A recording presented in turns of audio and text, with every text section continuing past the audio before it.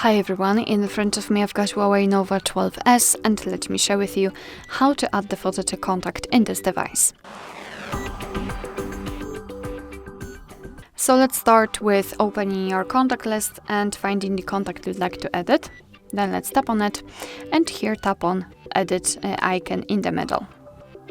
Now we have to tap on this kind of profile picture.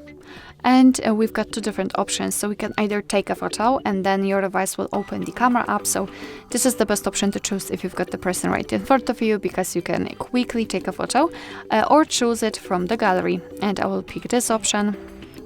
Let me choose some kind of albums. Let me just choose my screenshot. Alright, so just tap on this tick icon. And here in this step we can change the position of this photo, we can zoom it in or out, and thanks to this we can decide what we will see after saving the whole contact, because basically this highlighted circle is responsible for it.